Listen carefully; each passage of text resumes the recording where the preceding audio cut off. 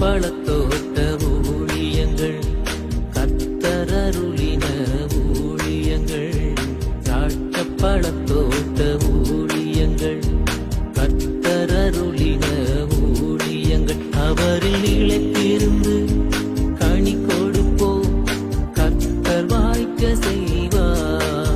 அவரில் நிலைத்திருந்து கனி கொடுப்போம், கத்தர் வாய்க்க செய்வார். துதி உமக்கே, துதி உமக்கே, துதி உமக்கே என்றுமே என்றும். துதி உமக்கே, துதி உமக்கே, துதி உமக்கே என்றுமே.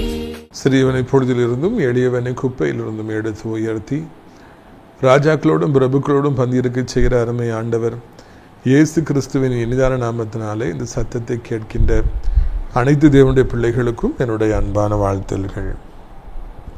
நீங்கள் கோடா கோடியை பெருகுவீர்களாக, உங்களுடைய பிள்ளைகள் கோடா கோடியை பெருகுவார்களாக என்று நான் வாழ்த்துகின்றேன், ஆசீர்வதிக்கின்றேன். பிரியத்துக்குரியவர்களே, உங்களை சந்திப்பதில் அதிக சந்தோஷம், அதிக மகிழ்ச்சி. ஒவ்வொரு நாளும் இந்த செய்திகளை கேட்டு நீங்கள் ஆண்டவராலே ஆசீர்வதிக்கப்படுவீர்கள் என்றால், நீங்கள் இந்த ஊழியத்தையும் இந்த செய்தியும் நீங்கள் அநேகருக்கு அறிமுகப்படுத்த வேண்டும் என்று உங்களை அன்போடு கூட நாம் அழைக்கின்றோம். அறுப்பு மிகுதியாக இருக்கிறது, ஹார்வெஸ்ட் இஸ் பிளென்டி. எங்கே கர்த்தருடைய வார்த்தை எனக்கு கிடைக்காதா என்று தாகத்தோடு காத்திருக்கிற ஜனங்கள் அதிகமானவர்கள். அற்புதம் கிடைக்காதா, அதிசயம் கிடைக்காதா, வியாதியிலிருந்து விடுதலை கிடைக்காதா என்று ஜனங்கள் எல்லாம் ஏங்கி தவிக்கின்றார்கள். அப்படிப்பட்டவர்களுக்கு இந்த ஊழியத்தை நீங்கள் அறிமுகப்படுத்த வேண்டும் என்று அன்போடு கேட்டுக்கொள்கிறோம். இந்த ஊழியத்தின் சார்பாக அடைக்கலான் குருவி எனப்பட்ட ஒரு முதியோர் இல்லத்தை, அதுவும் ஆவிக்குரிய முதியோர் இல்லத்தை நாம் இந்த நாட்களிலே நடத்தி வருகிறோம். நாசிரியத்திலிருந்து சாத்தாங்குளம் போகிற வழியில் 5வது கிலோமீட்டரில் லெஃப்ட் சைடில் மெயின் ரோடை ஒட்டி நமக்கு தேவனுடைய மாளிகை இருக்கிறது. அங்கே 3வது சனிக்கிழமை தோறும் நமக்கு விடுதலை நாள் கூட்டங்கள் நடைபெறுகிறது. மாத்திரமல்ல, அங்கே அதற்குள்ளாக அந்த கேம்பஸ்குள்ளாகவே அந்த அடைக்கலான் குருவி எனப்பட்ட ஆவிக்குரிய முதியோர் இல்லம், அங்கே இருக்கிறவங்களுக்கு டெய்லி ப்ரேயர், 3 வேளையும் நல்ல விதவிதமான சாப்பாடு என்று கொடுத்து நாம் அவர்களை ஆதரித்து வருகிறோம். எல்லாரும் ரொம்ப சந்தோஷமாக இருக்கிறாங்க. நீங்களும் கூட ஆவிக்குரிய முதியோர் இல்லத்தை தேடுபவர்களுக்கு நம்முடைய முதியோர் இல்லத்தை குறித்து சொல்லுங்கள். இது ஒரு ஆவிக்குரிய முதியோர் இல்லம். அந்த முதியோர் இல்லத்தை விரும்புகிறவங்க இருப்பாங்க, அவங்கள்ட்ட சொல்லி அழைத்து கொண்டு வாருங்கள். இன்னும் ஏராளமான இடம் அங்கே தங்குவதற்கு இருக்கிறது என்பதையும் நான் மகிழ்ச்சியோடு கூட அறிவித்துக் கொள்ள ஆசைப்படுகிறேன். பிரியத்துக்குரியவர்களே, நம்முடைய ஊழியத்தின் சார்பாக தொடர்ந்து அனாதை பிள்ளைகளுக்கான இல்லத்தையும் கூட நாம் கட்டும்படியாக பிரயாசம் எடுக்கிறோம். அவர்களுக்காக ஒரு ஸ்கூலையும் கட்டுறதுக்காக நாம் பிரயாசம் எடுக்கிறோம். அதற்கும் நீங்கள் ஜெபிக்க வேண்டும் என்று கேட்டுக்கொள்கிறேன். இதனால் நம்முடைய பிரயோஜனத்திற்காக லூக்கா 2வது அதிகாரம் 41ஆம் வசனத்திலிருந்து நான் வாசிக்கிறேன். அவருடைய தாய் தகப்பன்மார் வருஷந்தோறும் பஸ்கா பண்டிகையில் எருசலேமுக்கு போவார்கள். அவருக்கு 12 வயதான பொழுது அவர்கள் அந்த பண்டிகையின் முறைமையின்படி எருசலேமுக்கு போய் பண்டிகை நாட்கள் முடிந்து திரும்பி வருகிற பொழுது பிள்ளையாக இயேசு எருசலேமில் இறந்து விட்டார். அது அவருடைய தாயாருக்கும் யோசேப்புக்கும் தெரியாமல் இருந்தது. அந்த பிரயாணக்காரரின் கூட்டத்தில் இருப்பார் என்று அவர்கள் நினைத்து ஒரு நாள் பிரயாணம் வந்து உறவின் முறையாரிடத்திலும் அறிமுகமானவிடத்திலும் அவரை தேடினார்கள். காணாததினால் அவரை தேடிக்கொண்டு எருசலேமுக்கு திரும்பி போனார்கள். இதில் நம்ம பார்க்குறோம், அந்த நாட்களில் யூதர்களுக்கு என்ற முறைமை இருந்து வருஷத்துக்கு ஒருக்கா அவங்க அந்த பண்டிகைக்கு வராங்க. பஸ்கா பண்டிகை ஆஸ்கரிக்கிறதுக்காக அவங்க வராங்க. இப்போது நம்ம ஊர் சைடில் எல்லா ஊர்களையும் பக்கத்து ஊர்கள்லாம் இதே மாதிரி பண்டிகை, அசன பண்டிகை நடக்கின்றது. வருடாந்திர பிரதிஷ்டை நடக்கிறது. எல்லா ஜனங்களும் வராங்க, கூட்டமாக இருக்குது, நல்லா விருந்து பரிமாறுறாங்க. சர்ச்சை பயங்கரமாக டெக்கரேட் பண்ணியிருக்கிறாங்க. பார்க்குற கண்கொள்ளா காட்சியாக இருக்கிறது. இதெல்லாம் நம்முடைய முற்பிதாக்கள்கிட்டருந்து பைபிளில் இருக்கிறதெல்லாம் பார்த்து தான் பெரியவங்க இந்த மாதிரி முறைமையெல்லாம் உண்டாக்கியிருக்காங்க. அப்படி ஆண்டவருக்கு 12 வயதாகிற பொழுது அவரையும் அந்த பண்டிகைக்கு அழைத்து கொண்டு பெற்றோர்கள் எருசலேமுக்கு வராங்க. இயேசு ஒரு வயசாகும்போது 2 வயசாகும்போதுலாம் வந்திருப்பாங்க. இப்போ 12 வயசாகும்போது வந்த ரெக்கார்டு அங்கே இருக்குது. அவரை கூப்பிட்டுட்டு அந்த பண்டிகைக்கு வந்தார்களாம். நாம் இதை கேட்கிற பொழுது பிரியத்துக்குரியவர்களே, நமக்கு தோன்றுவது என்னவென்றால், நிறைய பேர் வெளிநாட்டிலேருந்துலாம் வராங்க இந்த பண்டிகைகளுக்கு, அசனத்துக்கெலாம். ரொம்ப சந்தோஷம். இயேசுவை நாம் அழைத்து கொண்டு போகிறோமா என்பதுதான் கேள்வி. இந்த நாட்களில் ஆண்டவர் என்னை ஜெபிக்கும் பொழுது என்னை மிகவும் அதிகமாக ஒரே ஒரு காரியத்துக்கு தான் ஜெபிக்க வைக்கிறார். ஆண்டவரை நீங்கள் என் கூட வரணும், அவ்வளோதான். இதுதான் முக்கியமான என்னுடைய ஜெபம். நான் ஊழியத்துக்கு போகிறேன் அப்படின்னா நீங்கள் என் கூட வரணும். நான் இந்த மாதிரி இப்போ பிரசங்கம் பண்ணுறேன் அப்படின்னா நீங்கள் என் கூட வரணும், என் வாயிலேருந்து நீங்கள் பேசணும். உம்முடைய பட்டயம் என்னுடைய பட்டயமாக இருக்க வேண்டும், என்னுடைய பட்டயம் உம்முடைய பட்டயமாக இருக்க வேண்டும் என்பதுதான் இந்த நாட்களிலே கர்த்தர் எனக்கு தந்திருக்கிற மிகப்பெரிய பாரம். நான் மணிக்கணக்காக ஜெபிக்கிற பொழுதெல்லாம் இதை சொல்லியே நான் ஜெபித்து வருகிறேன். ஆண்டவரே என்னோடு வாருங்க, என்னோடு கூட இருங்க என்பதுதான் இந்த நாளிலே முக்கியமான காரியம். இதை கேட்டுக்கொண்டிருக்கிற அருமையான தேவனுடைய பிள்ளைகளே, இது தாயாரும் தகப்பனும் கொடுத்து வைத்திருக்க வேண்டும். அவர்களோடு கூட இயேசுவும் பஸ்கா பண்டிகை ஆசரிப்பதற்காக போனார். ஞாயிற்றுக்கிழமை சர்ச்சுக்கு போகிறோம், ஆராதனைக்கு போகிறோம், இயேசுவை கூப்பிட்டு போகிறோமா? ஆண்டவர் என் கூட வாருங்க சொல்லி அவரை கூப்பிட்டு போகிறீங்களா? பிஸ்னஸுக்கு போகிறீங்க, கடையை வச்சுருக்கிறீங்க, கடையை திறக்க போகிறீங்க, ஆண்டவர் என் கூட வாருங்க. டீச்சராக இருக்கலாம், பேங்கராக இருக்கலாம், பிஸ்னஸ் பண்ணலாம், விவசாயியாக இருக்கலாம், மீன் பிடிக்கிறவராக இருக்கலாம், மரம் வெட்டுறவர்களாக இருக்கலாம், என்ன ட்ராவல்லே பிஸ்னஸ் பண்ணுறவங்களா இருக்கலாம், டூரிஸ்ட் சென்டர் வச்சுருக்கலாம். எதுவாக இருந்தாலும் சரி, நீங்கள் போகும்பொழுது ஆண்டவரை என் கூட வாருங்க, ஆண்டவரை என் வீட்டுக்குள்ளே நீங்கள் வாருங்க, உண்மை அழைத்து கொண்டு போகணும். வியாதியஸ்தரில் பார்க்க போகிறேன், ஜெபிக்க போகிறேன், என் கூட நீங்கள் வாருங்க, நான் ஜெபிக்கும் பொழுது அவர்களுக்கு சுகத்தை தாருங்க, அற்புதத்தை செய்யுங்க என்று சொல்லி எப்பொழுதும் நாம் ஆண்டவரை நம்மோடு கூட அழைத்து செல்பவர்களாக இருக்கணும். அப்படி ஆண்டவர் நம்ம கூட வந்தாருன்னா நம்மை விட கொடுத்து வைத்தவர்கள் யாருமே இந்த பூமியில் இருக்க முடியாது என்பதுதான் உண்மையான ஒரு காரியம். when you take somebody with you, நீங்கள் இன்றைக்கி உலகத்தில் ஒரு நண்பர்களை எல்லா இடத்துக்கும் அழைச்சிட்டு போவீங்க அப்படின்னா, நிறைய ஒரு பவுன்சர்ஸ் அடியாட்களை அழைச்சிட்டு போகிறாங்க, நிறைய பேர் இன்னுமாக பல தரப்பட்ட மக்களை கூட கூட்டு போகிறாங்க. அதனுடைய முடிவு வேதனையாகவே இருக்கிறது. ஆனால் ஆண்டவரை நாம் அழைத்து கொண்டு போகிற பொழுது அது மிகவும் ஆசீர்வாதமாக இருக்குது. அதை குறித்து நீங்கள் கவலைப்படுறீங்களா? நான் எங்கே போனாலும் இந்த ஆண்டவரை என் கூட அழைச்சிட்டு போகணும், ஆண்டவர் என் கூட வரணுங்கிற உணர்வு உங்களுக்கு இருக்கிறதா? ஒரு நாள் ஊழியத்துக்கு போகும்பொழுது எங்கேனாலும் என் கூட ஒரு 10-12 பேரை வச்சுருப்பேன், அவங்கள கூட தான் அழைச்சிட்டு போவேன். டெல்லிக்கு போகும்போது கூட 6 பேரை எத்தனையோ வருஷமாக அழைச்சிட்டு போனேன், நானே டிக்கெட் போட்டு. காரணம் என்ன? தனியாக போகக்கூடாது, அவங்களுக்கும் அந்த சந்தோஷம் வரணும், அவங்களும் ஊழியத்தில் இருக்கணும், அவங்களையும் பழக்க வைக்கணும், அவங்களும் ஆசீர்வதிக்கப்படணுங்கிற எண்ணம் எனக்குள்ளே இருந்தது. ஆனால் அதை முடிவு என்னவாயிட்டு என்று பார்க்கும் பொழுது அது வேதனையே கொண்டு வந்தது, சந்தோஷத்தையே கொண்டு வரல. ஆனால் ஆண்டவரை நான் அழைத்து கொண்டு சென்றேன், என்னோடு கூட எல்லாம் எனக்கு சமாதானமாகவே நிறைவாகவே இருந்தது. ஒரு கல்யாண வீட்டுக்கு போகும்போது ஆண்டவரை என் கூட நீங்கள் இருக்கணும், என் கூட நீங்கள் வரணும். கல்யாண வீட்டில் முடிஞ்சிட்டு எல்லாம் விருந்து முடிஞ்சு சாப்பிட்டுட்டு எல்லாரையும் பார்த்துட்டு வரும்பொழுது என் கூட நீங்கள் வந்தீங்களாப்பா, என் கூட இருக்கீங்களா, நீங்கள் அதை கன்ஃபார்ம் பண்ணிட்டு தான் உங்கள் வீட்டுக்கு மறுபடியும் ரிட்டர்ன் ஆகும். நான் ஆண்டவரை ஏற்றுக்கொண்ட அந்த புதிதில் நான் காலேஜில் இருந்து எங்கேயாவது வெளியே போகணும் அப்படின்னா நல்லா ஜோம் பண்ணுவேன், மணிக்கணக்காக முழங்கால் போட்டு ஜோம் பண்ணிட்டு என் கூட நீங்கள் வரணும்னு சொல்லி ஜோம் பண்ணிட்டு போயிட்டு வந்த உடனே முட்டைக்கால் போட்டுருவேன்.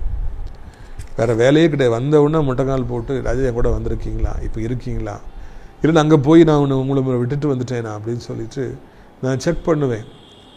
அதுக்கு பிறகு தான் ஒரு அரை மணி நேரம் 1 மணி நேரம் ஜெபிச்ச பிறகு தான் நான் வேறு வேலைக்கு நான் வருவேன். அது வரைக்கும் கர்த்தர் என் கூட வந்துட்டிங்களா நான் கன்ஃபார்ம் பண்ணிக்குவேன், அதுக்கு பிறகு தான் நான் வருவேன். இந்த அனுபவத்துக்குள்ளாக நீங்கள் வருவீர்கள் என்றால் உங்களை இந்த பூமியில் யாரும் அசைக்க முடியாது. எங்கே போனாலும் கர்த்தரை அழைச்சிட்டு போங்க. ஊழியக்காரர்களை, ஊழியம் செய்பவர்களை கர்த்தர் உங்க கூட கூட்டு போயிருங்க. கூட்டு போயிட்டீங்கன்னா உங்களை யாருமே இந்த உலகத்தில் அசைக்க முடியாது. கர்த்தர் உங்கள் மூலமாக செய்யும் காரியங்கள் பயங்கரமாக இருக்கும் என்பதை நான் நினைவூட்டும்படியாக விரும்புகிறேன். அங்கே பாருங்கள், அவங்க அப்பா அம்மா அங்கே போய் அவர் பண்டிகையில் விட்டு வந்துடுறாங்க. ஆனால் அவங்களுக்கு தெரியாமல் இருந்துச்சான். அவங்க அப்படி திரும்பி ஒரு நாள் பிரயாணப்பட்டு திரும்பி வந்துடுறாங்க. ஆனால் ஆண்டவரை அங்கே விட்டுட்டு வந்துட்டாங்க.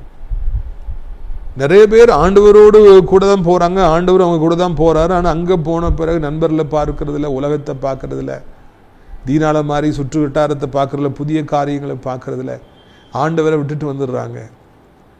அவர் ஆண்டவருக்கு முக்கியத்துவம் கொடுத்தா தான் அங்கே நம்ம கூட இருப்பார். அங்கே பரிசுத்தமாக இருந்தால் தான் நம்ம கூட இருப்பார். இல்லைன்னா அவர் அப்படியே நம்ம விட்டுட்டு வர வேண்டிய சூழ்நிலை வந்துடும். நம்ம தனியாக திரும்பி வர வேண்டிய ஒரு துர்பாக்கியமான நிலைமை ஏற்பட்டுரும். போகும்போது ஆண்டவரை கூப்பிட்டு போனாங்க, வரும்போது விட்டுட்டு வந்துட்டாங்க. ஒரு நாள் பிரயாணப்பட்டு வந்துட்டாங்க, ஆண்டவர் அங்கேயே விட்டு வந்துட்டாங்க. இன்றைக்கி நிறைய பேர் ஆண்டவரை பாதியில் விட்டு விடுறாங்க. நல்லா ஜெபம் பண்ணுற பசங்க எல்லாம் இப்போ இருக்கீங்க. நான் ஒரு ஆலோசனை சொல்ல விரும்புகிறேன். காலேஜ் லைஃப் ஸ்டார்ட் ஆகுது, 12th ஸ்டாண்டர்ட் முடிச்சுட்டு டெல்லிக்கும் மதுரைக்கும் சென்னைக்கும் திருச்சிக்கும் இல்லைன்னா மும்பைக்கும் பெங்களூருக்கும் படிக்க போவீங்க. அங்கே போயிட்டு ஆண்டவர் கூட வருவார். அங்கே போயிட்டு பல பாவங்க வாழ்க்கையில் ஈடுபடும் பொழுது கர்த்தரை நீங்கள் விட்டுருவீங்க, அவ்வளோதான். எவ்வளவோ நல்ல நல்ல வாலிபர்கள் எல்லாம் வாழ்க்கையில் இயேசுவை பாதியிலே விட்டு விட்டார்கள். அது உங்களுக்கு தெரியுமா? To you know that? கூட்டு போனாங்க, முதல்ல ஆண்டவர் கூட தான் இருந்தாங்க, ஆண்டவர் அவங்க கூட தான் இருந்தார். ஆனால் இயேசுவை பாதி வழியில் விட்டு விட்டவர்கள் எத்தனை பேர்கள் உண்டு. ஜெப வாழ்க்கையில் பின்வாங்கியவர்கள், ஊழியத்திலிருந்து பின்வாங்கியவர்கள், ஊழிய வாஞ்சியிலிருந்து பின்வாங்கியவர்கள், கர்த்தருக்கு எடுத்த காரியங்களில் உற்சாகமாக இருப்பதிலிருந்து பின்வாங்கியவங்க, கர்த்தர் கொடுப்பதிலிருந்து பின்வாங்கினவங்க, ஜெப வாழ்க்கையிலிருந்து பின்வாங்கினவங்க எத்தனையோ பேர் இருக்காங்க. இயேசுவை பாதி வழியில விட்டு வந்த இந்த பெற்றோரை போல எத்தனையோ பேர்கள் இருப்பதை காண்கிறோம். இது மிகவும் ஆபத்தான காரியம் என்பதை மறந்து விடாதீர்கள். பெற்ற தாய் தகப்பனுக்கு பிள்ளை தங்க கூட வரல, அவங்க தான் இருக்காரு, எருசலேம்ல விட்டுட்டு வந்துட்டோம்னு தெரியல. ஒரு நாள் வந்துடுறாங்க. சென்னைக்கு வந்துட்டு ஊரில் ஃபங்க்ஷன் திருநெல்வேலியில் கொண்டாடிட்டு சென்னைக்கு வந்த பிறகு பையன் கூட வந்திருப்பாருன்னு நினச்சா பையன் இல்லை. மறுபடியும் தேடி திரும்பி போனால் என்ன ஆகும்? அதுதான் இங்கே இவர்களுக்கு உண்டாயிருது. கர்த்தரே இல்லை, ஆனால் இருக்காங்கன்னு நினச்சிக்கிட்டாங்களாம். அப்படி ஒரு நாள் பிரயாணப்பட்டு வந்து, ஆனால் ஆண்டவங்க கூட இல்லை, விட்டுட்டு வந்துட்டாங்க. ஆனால் கர்த்தர் தாங்க கூட தான் இருக்கிறதா அவங்க நினைக்கிறாங்க. ஆனால் ஆண்டவர் இல்லை, அவர் எருசலேமில் இருக்கார், ஆலயத்தில் இருக்கார். அது தெரியாமல் இவங்க தாங்க கூட தான் இருக்காருன்னு நினச்சிட்டு வந்துட்டாங்க. சிம்சோன் தன் ரகசியத்தை தெளிலாடத்தில் சொன்ன பொழுது அவள் தந்திரமாக ஆள் அனுப்பி அவருடைய மடியில் படுத்து தூங்க வைத்து முடியை மொட்டையடிக்க வைத்து அவருடைய பலம் நீங்கி விட்டது. ஆவியானவர் போயிட்டார். ஆனால் சிம்சோன் தான் கூட ஆண்டவர் இருக்காருன்னு நினச்சிட்டு வழக்கம் போல் அந்த எச்சரிப்பை கேட்ட உடனே உதறி விட்டு போவேன்னு வாராரு. ஆனால் அவரை பிடிச்சி மொட்டையடிச்சு விட்டுறாங்க. ஆண்டவர் தன்னோடு இருக்கிறாருன்னு சிம்சோன் நினைச்சார். ஆனால் இல்லை, அவர் விட்டு போயிட்டார். இன்னைக்கு நிறைய பேர் அப்படிதான், ஆண்டவர் தான் கூட தான் இருக்காருன்னு நினைக்கிறாங்க, ஆனால் ஆண்டவர் இல்லை. இந்த சாப்டரை நான் வாசித்து இது மெடிடேட் பண்ணும்போது ஆச்சரியமாக இருந்தது. நிறைய பேர் இன்னைக்கு பெயர் கிறிஸ்தவங்களாக இருக்காங்க. கர்த்தரவங்களை அளவில்லாமல் ஆசீர்வச்சிருக்காரு. இப்போ பண்டிகைகளின் போது நிறையா அவங்க ட்ரெஸ் பண்ணுறாங்க, பெரிய பெரிய காரில் வந்து இறங்குறாங்க, கோடிகளை கர்த்தர் கொடுத்துருக்காரு, ரொம்ப கம்பீரமாக இருக்கிறாங்க. அவங்கெல்லாம் கர்த்தர் ஏன் கூட தான் இருக்காரு அப்படின்னு நினைக்கிறாங்க. இல்லை இல்லை, இருதயம் நொறுங்குண்டவர்களில் ஆண்டவர் இருக்கின்றார். தன்னை தாழ்த்துபவர்கள்ட்ட ஆண்டவர் இருக்கின்றார். ஜெபிக்கிறவர்கள்ட்ட ஆண்டவர் இருக்கிறார். பெருமையாய் பேசுபவர்களில் ஆண்டவர் இல்லவே இல்லை. செல்வம் இருக்கலாம், வேலை இருக்கலாம், கவர்மெண்ட் ஜாப் இருக்கலாம், பிள்ளைகள் வெளிநாட்டில் இருக்கலாம், பெரிய பெரிய வீடுகள், மாட மாளிகைகள் இருக்கலாம், கார்கள் இருக்கலாம். ஆனால் அதெல்லாம் இருந்தாலும் ஆண்டவர் இருக்கணுங்கிற அவசியம் இல்லைங்க. அவங்களாம் நினைக்கிறாங்க கர்த்தர் இங்க கூட தான் இருக்கிறாருன்னு நினைக்கிறாங்க. ஆனால் ஆண்டவர் அவர்ல இல்லை. இன்னைக்கு நிறைய பேர்கிட்ட ஆண்டவர் இல்லை, ஆனால் அவங்க ஆண்டவர் கூட தான் இருக்கிறாங்கன்னு நினைக்கிறாங்க. இது மிக வேதனையான காரியம் அல்லவா? Is it not a painful thing? நிறைய பேர் இன்னைக்கு கர்த்தர் என் கூட தான் இருக்கிறாங்கன்னு நினைக்கிறாங்க, ஆனால் ஆண்டவர் இல்லை என்பதுதான் வருத்தமான ஒரு காரியம். அதை அறியாதபடி புரியாதபடி இன்றைக்கு எத்தனை பேர் வாழ்ந்துட்டு இருக்கிறாங்க. அவங்க ஒரு நாள் பிரயாணப்பட்டுறாங்க. நீங்க ஒரு வருஷம் பிரயாணப்பட்டிருக்கலாம், 10 வருஷம் பிரயாணப்பட்டிருக்கலாம், 20 வருஷம் பிரயாணப்பட்டிருக்கலாம். கர்த்தர் உங்க கூட தான் இருக்கிறாரு நீங்க தவறா நினைச்சிட்டு இருக்கலாம். இல்லை, அந்த பெற்றோர்களுக்கு அது தெரியல. ஒரு நாள் வந்துடுறாங்க, திடீர்னு பார்த்தா பிள்ளை இல்லைங்கிறத கண்டுபிடிக்கிறாங்க. உடனே அவங்க என்ன செஞ்சாங்க பாருங்க. அவர் பிரயாணக்காரரின் கூட்டத்தில் இருப்பார் என்று அவர்கள் நினைத்து ஒரு நாள் பிரயாணம் வந்து உறவின் முறையாரிடத்திலும் அதிகமானதிலும் அவரை தேடினாங்க, ஆனால் காணலை. உறவின் முறையார்கிட்டையும் உறவினர்கிட்டையும் நண்பர்கள்ட்டையும் எல்லாத்தையும் தேடுறாங்க. பிரயாணக்கார கூட்டத்தில் இருப்பார். இப்போ நிறைய பேர் வெளியூர்லேருந்து வந்திருக்காங்க பண்டிகைக்கு, ஆனால் அங்கே ஆண்டவர் இல்லை. ஆண்டவர் இல்லைன்னு எங்கள் ஆட்டை போய் தேடுறாங்க, சொந்தக்காரர்கிட்ட தேடுறாங்க, ஃப்ரெண்ட்ஸ்கிட்ட தேடுறாங்க. ஒருத்தட்டையும் ஆண்டவர் இல்லை. இயேசுவை தேட வேண்டிய இடத்துல தேடணும். அவர் எருசலேமில் ஆலயத்தில் இருக்கு, ஆனால் இவங்க வேற எங்கெல்லாமோ தேடிட்டு இருக்காங்க. இன்னைக்கு இதுதான் அநேகருடைய அனுபவமாக இருக்குது. ஏசப்பா எங்கேயோ இருக்காங்க, ஆனால் அவங்க பிரயோஜனமற்ற இடங்கள்ல, இயேசு இல்லாத இடங்கள்ல அவரை தேடி போயிட்டு இருக்காங்க. அதுதான் வருத்தமான ஒரு காரியமாக இருக்கிறது. இயேசு ஆலயத்தில் இருக்கிறார். இயேசு அவர் பரிசுத்தமான ஒரு தெய்வம். அவர் எல்லா இடத்துலையும் இருப்பதில்லை. அவர் தகுதியான இடத்துல தான் இருக்கார். ஆனால் அவர் இல்லாத இடத்துல இன்றைக்கு கூட்டங்கள் அலைமோதுகின்றது. ஜனங்கள் தவறான இடத்துல அவரை தேடிட்டு போயிட்டு இருக்காங்க. இங்கதான் இருக்காரு பொழுக்கு, அங்கதான் இருக்காரு பொழுக்குன்னு சொல்லி அவங்க நினைச்சுக்கிறாங்க. இல்லை இல்லை, அப்படிலாம் ஃப்ரெண்ட்ஸ்டே அப்படி இல்லைன்னா இந்த மாதிரி இடங்கள்லாம் ஆண்டரை கண்டுபிடிக்க முடியாது. பெற்றோர்கள், பிரயாண கூட்டத்தார், உறவினர்கள், இனஜன பந்துக்கள், நண்பர்கள் எல்லாத்தையும் போய் எங்கள் மகனை பார்த்தீங்களான்னு கேட்குறாங்க. இல்லையே இல்லைன்னு சொல்கிறாங்க. ஏமாற்றம் தான் அவர்களுக்கு மிஞ்சி. இயேசுவை தேடி போகிற எல்லாரும் ஆண்டவரை காண்கிறார்களா, இயேசுவை தேடி கண்டுபிடிக்கிறார்களா என்றால் இல்லவே இல்லை. அவர்களுக்கு ஏமாற்றம் தான் மிஞ்சுகின்றது. இன்றைக்கு கடவுளை தேடி ஒரு பெரிய கூட்டமே அழைகிறது. எங்கெல்லாமோ போகிறாங்க, என்னெல்லாமோ பண்ணி பார்க்குறாங்க, கால்நடையாக நடந்து பார்க்குறாங்க, என்னெல்லாமோ சாப்பாடு கொடுத்து பார்க்குறாங்க, என்னெல்லாமோ தான தர்மங்களை செஞ்சு பார்க்குறாங்க. இயேசுவை அவர்களால் கண்டுபிடிக்க முடிகிறதா, தெய்வத்தை கண்டுபிடிக்க முடிகிறதா என்றால் இல்லவே இல்லை.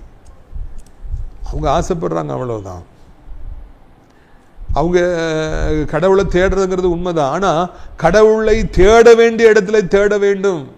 அவர் இல்லாத இடத்துல அவரை தேடி போய் ஒரு பிரயோஜனமும் இல்லை என்பதை முதலாவது உணர வேண்டும்.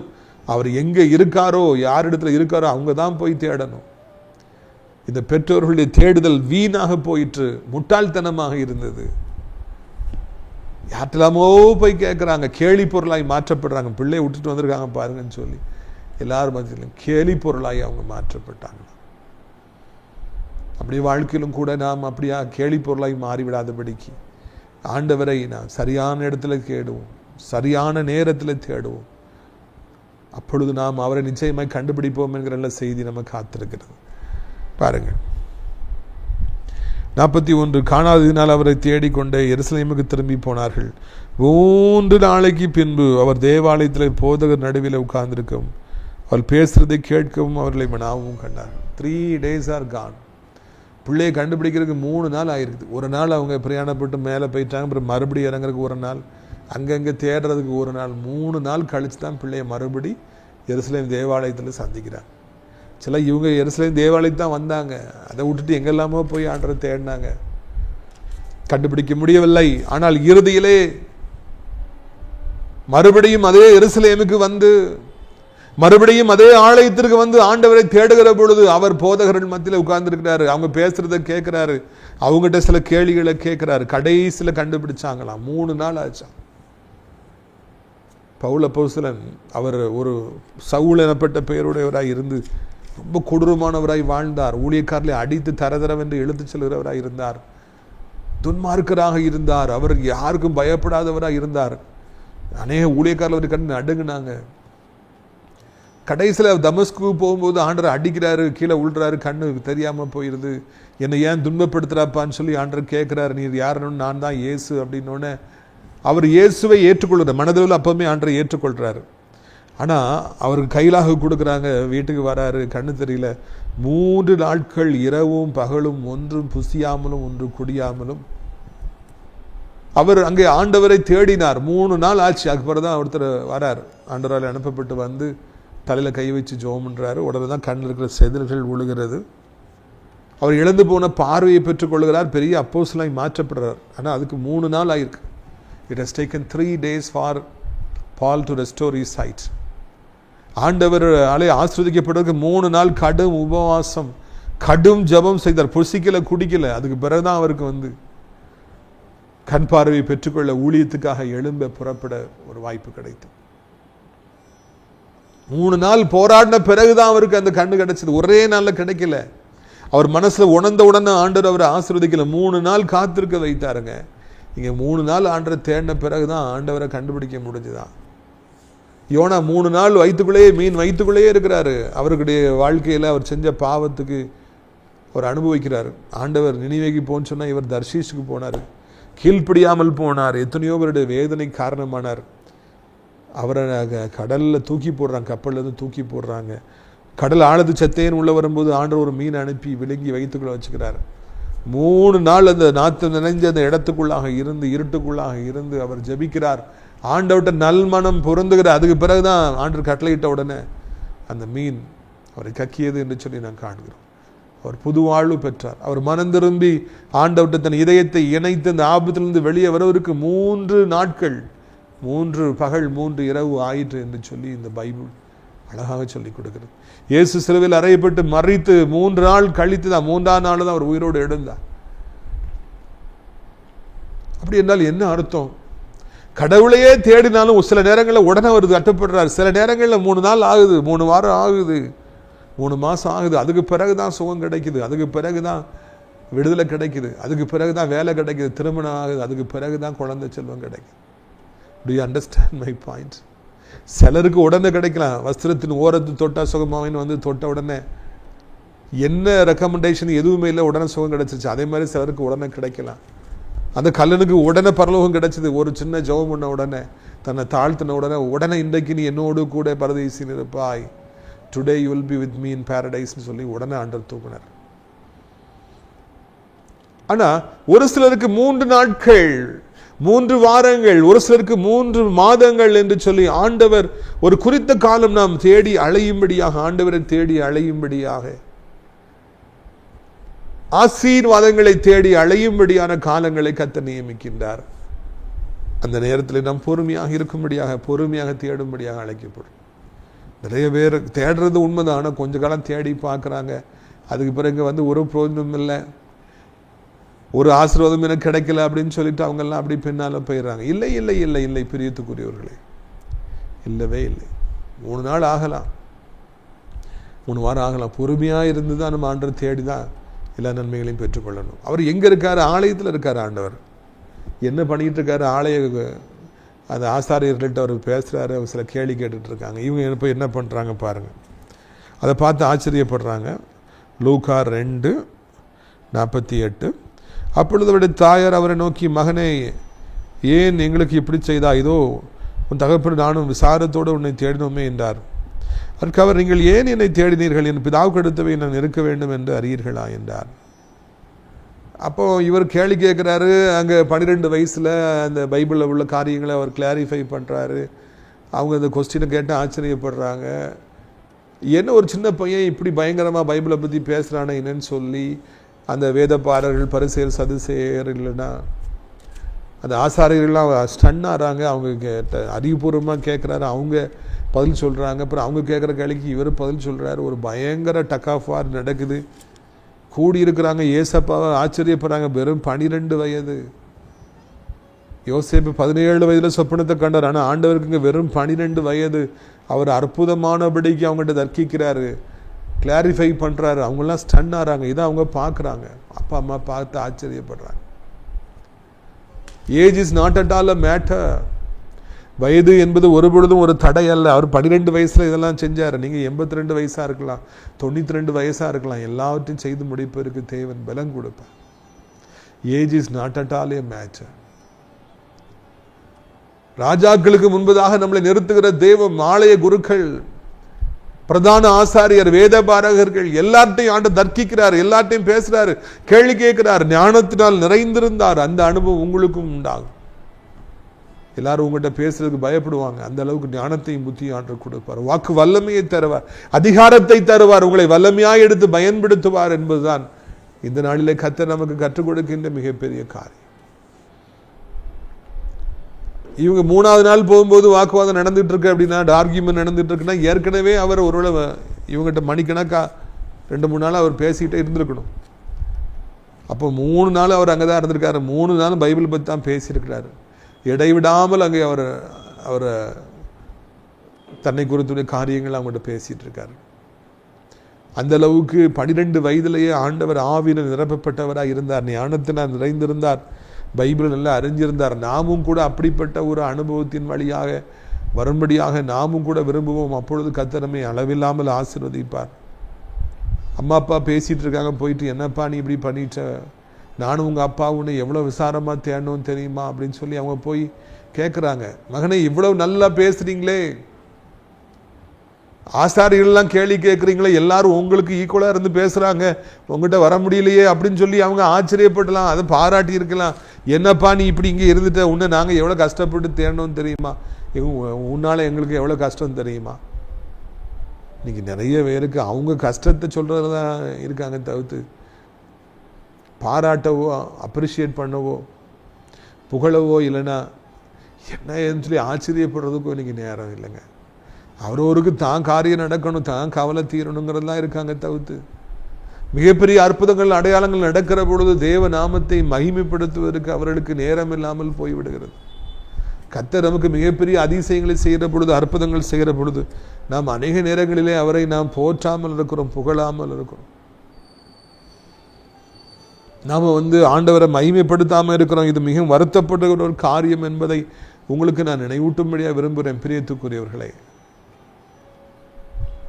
இந்த அருமையான நாளில் கூட கர்த்தர் என்னோடும் உங்களோடும் அவர் பேசுகின்றவராக இருக்கின்றார். நம்ம சுயநலத்தோடு வாழும் பொழுது ஆண்டவருடைய மகிமை நமக்கு தெரிவதில்லை, பிறருடைய மகிமை நமக்கு தெரியவில்லை. பிறர் எவ்வளவு நல்ல குணத்தோடு நமக்கு உதவி செய்யும் போது அது நமக்கு தெரியறதில்லை.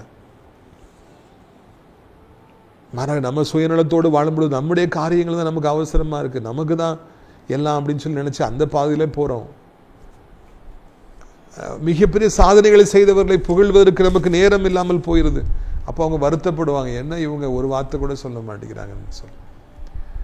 காசா பணமாங்க, ஒருவர் நல்லா ஒரு பெர்ஃபார்மன்ஸ் பண்ணும்போது, நல்ல செய்தி கொடுக்கும்போது, பிள்ளைங்க நல்லா காம்படிஷனில் ஃபர்ஸ்ட் வரும்போது, very good, congratulations, God bless you, keep winning, தொடர்ந்து ஜெயிக்கணும் அப்படிலாம் சொல்கிறதுக்கு இன்றைக்கி ஆட்களே கிடையாது.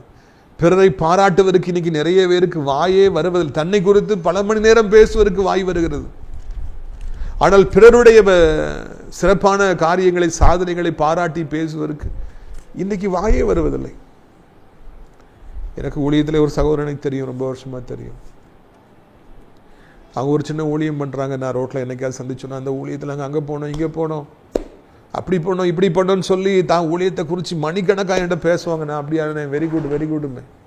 ஆனால் தவறி கூட, கிறிஸ்டபர் நீ இவ்வளோ ஊழியம் பண்ணுறியே, இத்தனை இடத்துக்கு போறிய, கர்த்தர் உனக்கு இவ்வளோ பெரிய மாளிகை கொடுத்துருக்கார, உன் ஊழியத்துக்கு இத்தனாயிரம் பேர் வராங்களே, அதை பற்றி பேசவே மாட்டார். ஆனால் அவர் செய்கிற இது சின்ன ஊழியத்தை பெருசாக மணிக்கணக்காக பேசிக்கிட்டே இருப்பார். அப்படி இப்படி ஆன பூனம்பர். ஆனால் கிறிஸ்டபர் நீ இப்படி பண்ணுறிய, கடவுள் உன் கூட இருக்கார, உன்னை இப்படி பயன்படுத்துகிறார. அவர் தவறி கூட அதை பற்றி பேசவே மாட்டார். தன்னுடைய காரியங்களை புகழ்ந்து பேசுகிற அவருக்கு, நான் பாராட்ட வேண்டும் என்று எதிர்பார்க்கிற அவருக்கு, நீ நல்லா பண்ணுறியம்மா அப்படின்னு சொல்கிறதுக்கு ஒரு வார்த்தை வரவில்லையே. நான் அநேக நேரங்களில் அதை ஆச்சரியப்பட்டுக்கிறேன், ஏன் இந்த உலகம் இப்படி இருக்கிறது என்று சொல்லி. அதே மாதிரி அவங்க அம்மா அப்பா இருந்தாங்க. இப்போ அவர் சொல்கிறார், நான் என் பிதா வீட்டில் தான் இருக்கேன்னு உங்களுக்கு தெரியாதா அப்படின்னு சொல்லிட்டு அவர் போயிடுவார். அவ்வளோதான். அவரும் அதை எதிர்பார்க்கல, அவங்களுடைய பாராட்டுதலை நம்ம ஆண்டவரும் எதிர்பார்க்கல. புகழ்ச்சி மனுஷனால் நமக்கு வர வேண்டாம், கர்த்தர் தான் நமக்கு புகழ்ச்சியாக இருப்பார். உங்களுடைய ஆசீர்வாதத்திற்காக நான் ஜெபிக்கும்படியாக விரும்புகிறேன். கண்களை மூடுவீர்களா? அப்பா பிதாவே, இந்த அருமையான நாளுக்காக நன்றி செலுத்துகிறோம். நீர் வானத்துக்கும் பூமிக்கும் ஆண்டவர், உம்மால செய்ய முடியாத காரியம் எதுவும் இல்லை. சேனைகளின் தேவனாய கர்த்தாவே, நீ பரிசுத்தர் பரிசுத்தர் பரிசுத்தர். நீர் ஒருவராய் பெரிய காரியங்களை செய்கிறவர், இல்லாதவைகள் இருக்கிறவைகளை அழைக்கிறவர், ஒன்றுமில்லாதவைகள் எல்லாற்றையும் உருவாக்குபவர். ரீகாபாரா நாதுபா ஒஹுமா காபா ரூபா நீஹுத்துரபோலா. படுத்த படுக்கையாக இருப்பவர்கள் எழும்புவார்களாக, பலகீனமாக இருப்பவர்கள் பலப்படுவார்களாக, வியாதி படுக்கை நீங்குவதாக, வியாதி கொடுக்கள் உடைக்கப்படுவதாக, சர்ப்பத்தின் கொடுக்கள் உடைக்கப்படுவதாக, செய்வனையின் கொடுக்கள் உடைக்கப்படுவதாக, பிசாசின் கிரியைகள் அகன்று போவதாக, மரண இருள் காரிருள் நீங்கி போவதாக. அருணோதயமே, வெளிச்சமே, சூரியனை உதிப்பீராக. ஏசப்பா, படுத்த படுக்கையா இருக்கிற பிள்ளைகள்கிட்ட அப்படி வல்லமை இறங்கட்டும். வியாதிப்பட்ட இடங்களை தொடுவீராக, வியாதிப்பட்ட சரீரங்களுக்குள்ளே பிரவேசிப்பீராக. இப்பொழுது இருள் நீங்கட்டும், காரிருள் நீங்கட்டும் என்று சொல்லி ஜெபிக்கின்றோம். யாரும் வியாதியோடு இருக்கக்கூடாது. எல்லா வியாதிகளும் சிலுவையில் சுமந்துட்டீங்க, ஒரு பெரிய விலைக்கரையத்தை செலுத்திட்டீங்க. You have shed till the last drop of your blood. கடைசி சொட்டு ரத்த வரைக்கும் வியாதிக்காக சுகம் கொடுக்கணுங்கிறதுக்காக சிந்திட்டீங்க. இரத்த துளிகளும் பிள்ளைகள் மேலே விழட்டும். பலர் நல்ல சாட்சிகளை சொல்லட்டும். தூங்க முடியாமல் இருந்தேன், சாப்பிட முடியாமல் இருந்தேன், எழும்ப முடியாமல் இருந்தேன், நடக்க முடியாமல் இருந்தேன், என் மூளை செயலிழந்து போயிட்டு என் பையன் அப்படி மயக்கத்தில் கிடந்தான். அவங்க சத்தத்தை கேட்ட மாத்திரத்தில் இயேசு அவனை தொட்டார், அவன் எழும்பினான். இன்னைக்கு நல்லா இருக்கிறான், எங்கள் அம்மா நல்லா இருக்கிறாங்க, என் மகன் நல்லா இருக்கிற, சகோதரி நல்லா இருக்கிறாங்க. உங்க சத்தத்தை கேட்ட மாத்திரத்தில், ஜபத்தை கேட்ட மாத்திரத்தில் வியாதிகள் ஓடி போயிற்று, பிசாசு ஓடி போயிற்று. இயேசு அற்புதம் செய்தார். நலமா இருக்கிற செய்தி கிடைக்க உதவி செய்யுங்க. அதே போல பண நெருக்கடியில் தவிக்கிற பிள்ளைகள் ஒவ்வொருவருக்கும் அற்புதம் நடக்கணும், அதிசயம் நடக்கணும். கர்த்தாவே, சூழ்நிலை மாற்ற வேண்டும் என்று சொல்லி கெஞ்சுகிறோம். எப்படியாவது அளவில்லாத ஆசீர்வாதங்களை தாருங்க. மடியில் அமுக்கி குலுக்கி அளப்பேன் என்று சொல்லி சொன்னேன். சரிந்து வெள்ளத்துக்கு அளவுக்கு தருவேன்னு சொன்னீங்களே. 2 மீன் 5 அப்பத்தையும் 5000 பேருக்கு பிறகும்படியே செய்தீங்களே, மீதம் எடுக்கும்படியே செய்தீங்களே. இது சத்தத்தை கேட்கிற பிள்ளைகள் ஒவ்வொரு பேரும் ஒவ்வொரு நாளும் மீதம் எடுக்கும்படியாக, தேவைகளை விட அதிகமான வருமானத்தை கொடுக்கும், செலவு குறையட்டும், வருமானம் பெருகட்டும். இன்னைக்கு எல்லாம் தலைகீழா இருக்குப்பா. நீயோ கடன் வாங்காதிருப்பாய், கடன் கொடுப்பாயின்னு சொன்னீங்களா, அதன்படியே செய்யுங்க. தெய்வ பலன் ஒவ்வொருவரையும் தாங்கட்டும். வயதானவர்களை விழுந்து விடாதபடி காத்துக்கொள்ளுங்க. வாலிபர்கள் மொபைல் போனுக்கும் பைக்குக்கும் போதைக்கும் அடிமையா இருக்காங்க, விடுவீங்க. சடிதில மரணம் யாருக்கு வராதபடி காத்துக்கொள்ளுங்க. கிருபை தாங்கட்டும். உலகம் இருக்கிற அத்தனை நாடுகளுக்காக, இந்திய நாட்டிற்காக ஜெபிக்கிற ஆசீர்வதிங்க. அனைத்து மக்களையும் ஆசீர்வதிங்க. அனைத்து தேவனுடைய பிள்ளைகளையும் ஊழியக்காரர்களையும் ஆசீர்வதிங்க. முக்கியமாக ஆசிரியர் திராட்சைப்பழ தோட்ட ஊழியர்களை நேசிக்கிறேன். நாள்தோறும் நம்ம நிகழ்ச்சிகளை பார்க்கிற அறிமுகப்படுத்துகிறேன் மக்களுக்காக ஜெபிக்கிற ஆசீர்வதிங்க. ஜெபத்தினாலே காணிக்கையில தாங்குற மக்களை ஆசீர்வதிங்க. அடைக்கலான் கூறிய முதியோரிடத்தில் தங்க அநேக இடங்கள் உண்டு. அநேகரை அழைத்து கொண்டு வாருங்க. அனாதை பிள்ளைகளுக்கான இல்லம் ஸ்கூல் கட்ட உதவி செய்யுங்க. மகிமைப்படுங்க. இயேசுவின் மூலம் ஜெபிக்கிறோம் நல்ல பிதாவே. என் ஆத்துமாவை கர்த்தரை ஸ்தோத்திரி. என் முழு உள்ளமையோருடைய பரிசுத்த நாமத்தை ஸ்தோத்திரி. என் ஆத்துமாவை கர்த்தரை ஸ்தோத்திரி.